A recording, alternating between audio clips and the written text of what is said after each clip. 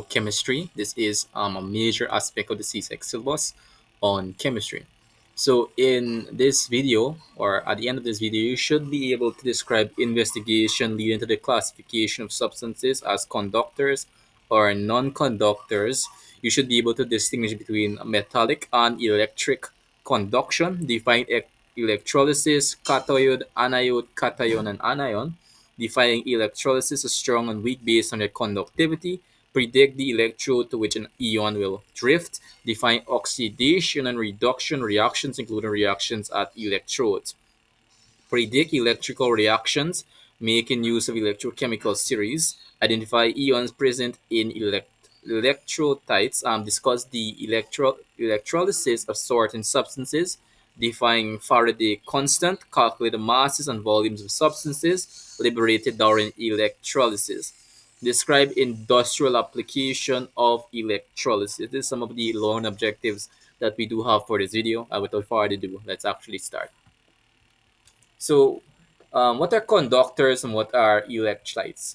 That's the basic question that you should be asking. So, the movement of electrically charged particle through a medium constitutes an electrical current.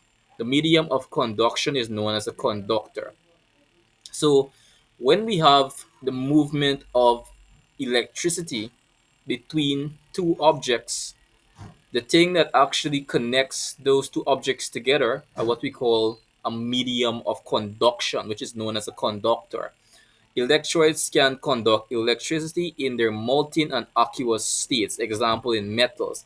As we said before, metals are great conductors of electricity. So non-conductors like plastic, ceramic, and rubber can be used as insulational materials. When we use the term insulational, we could mean that they actually seal off the electricity so that it could flow smoothly. For example, the plastic coating on copper wires that is used as a means of making sure that no electrical signals or no electricity actually escapes it and actually stays constant in that particular if for instance. So, electrical conductors in conductors. So, electrical conductors in conductors can be explained through how the atoms are bonded. For example, in metals, the electrons become delocalized, meaning that they become overlapping orbitals of the tightly packed atoms in crystal lattice. The valence electrons of each atom are loosely held as they are relatively distant from the nucleus. Thus, they can be easily separated and move randomly throughout electric or conducting electricity. As a matter of fact, for instance of electrical conductivity, the atoms move faster in a known element because they are acting vibrously. They usually get fibrous, they usually get very strenuous, and they start moving faster than they would usually move. The only non-metal that conducts electricity is graphite, and this is a non-metal.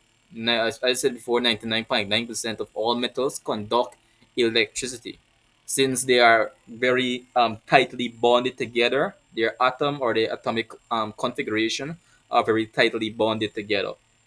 In graphite, not all electrons are used in bonding. Thus, the free electrons can move along the layers and carry the electrical current. In graphite, all the electrons are not used in bonding, and the other electrons that are free electrons, they move to other layers, and in most cases, that allows it to carry the electrical current from one, or that makes it act as electrical conductor.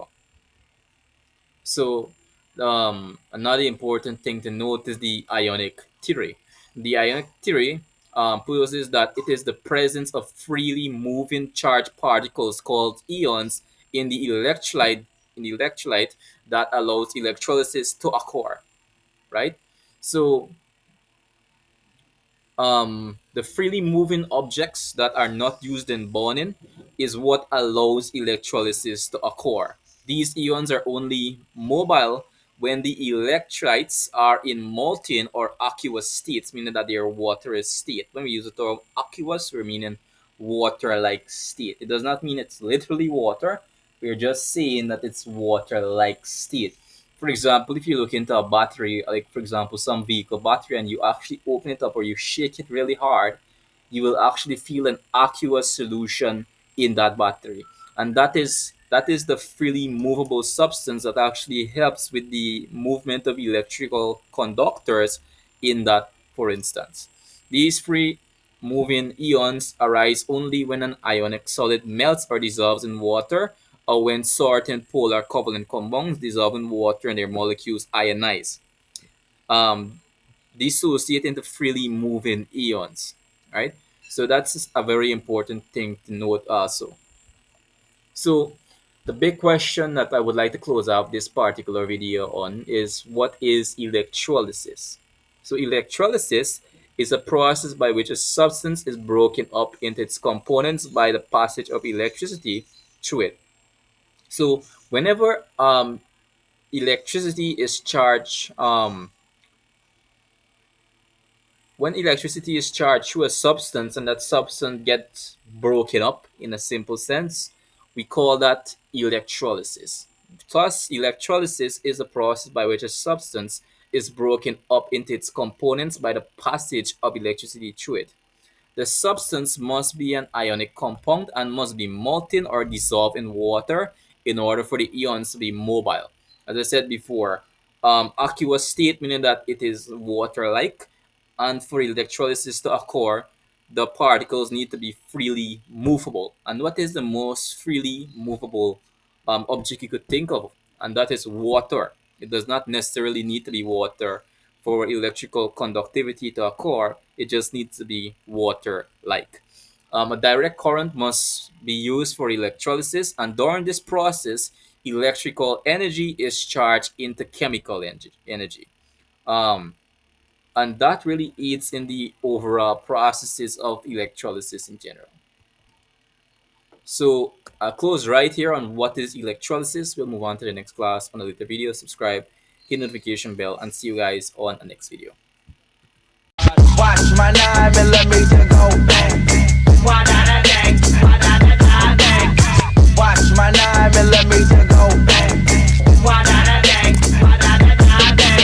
Player haters, masturbators, bitches all up in my shit. Living scared, you know you did. Walking around with a cripple leg, that bitch boy tried to take my shit. Fucking with the wrist on kick. M-A-G-N-O-L-I-A, that is where your ass will let you.